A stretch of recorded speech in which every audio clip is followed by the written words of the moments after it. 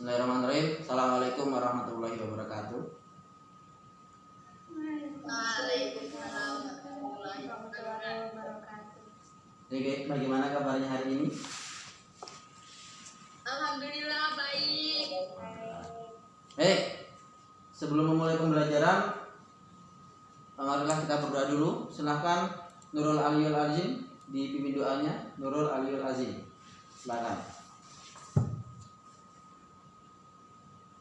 Sebelum kita memulai pelajaran pada siang hari ini, mari kita berdoa bersama-sama. Berdoa dimulai.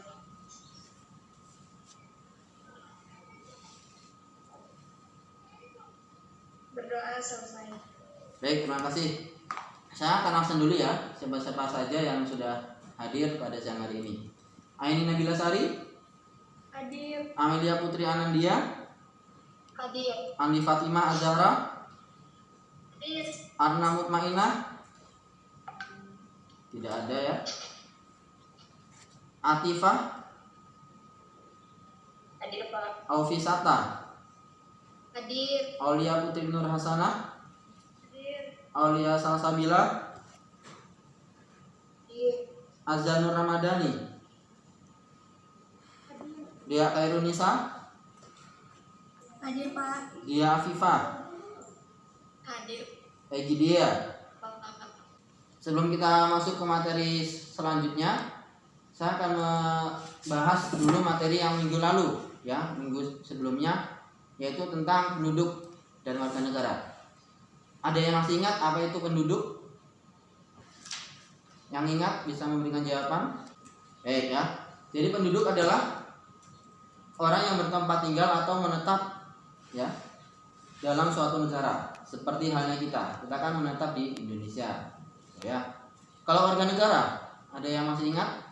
Jadi warga negara adalah orang yang secara hukum adalah bagian dari suatu anggota negara. Nah, jadi kita juga warga negara, cuma ada aturan hukumnya. Baik, apa sih asas? Jadi asas kewarganegaraan adalah dasar berpikir dalam menentukan masuk tidaknya seseorang dalam golongan warga negara dari suatu negara tertentu. Jadi tanpa adanya asas kewarganegaraan, seseorang itu sulit untuk ditentukan sebagai warga negara mana. Nah, ya, makanya ada namanya beberapa asas, ya. Nah, ini salah satu, ini asas yang secara umum yang juga digunakan di Indonesia.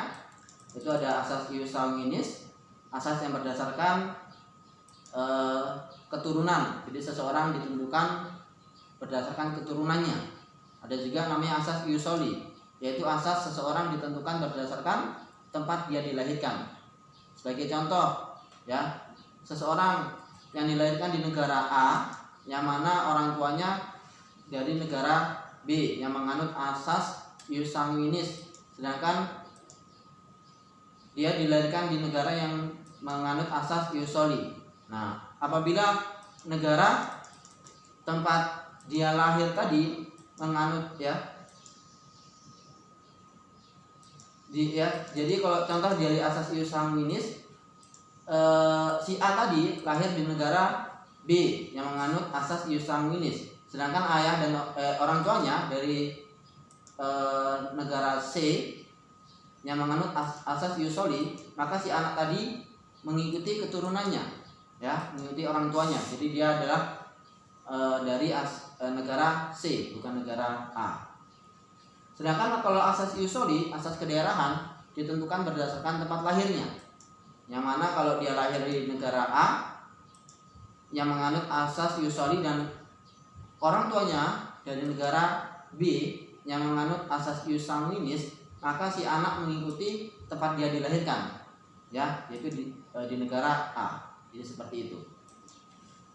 Nah, dalam status kewarganegaraan akan muncul dua, ya, status, yaitu apatrid dan bipatrid.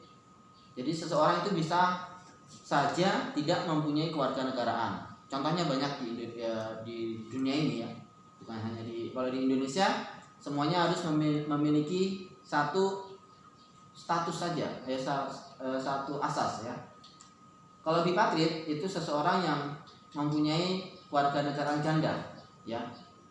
Contohnya juga banyak, Kalau di Indonesia kasusnya seperti kasusnya Manohara. Mungkin pernah dengar, Manohara adalah orang Indonesia yang mana sangat rumit sekali. Dia menikah dengan orang dari Malaysia, terus diketahui ayahnya berkebangsaan Amerika Serikat yang asli, sedangkan ayah angkatnya berkewarganegaraan Perancis ya, kalau nggak salah. Ya, seperti itu. Gloria Nataparaja ya, seorang anak perempuan yang bermasalah dengan kewarganegaraannya. Baik. Ya. Mungkin dari sini ada yang mau tanya, silakan. Ada yang pertanyaan? Boleh yang tanya karena tinggal 2 menit. Boleh, silakan.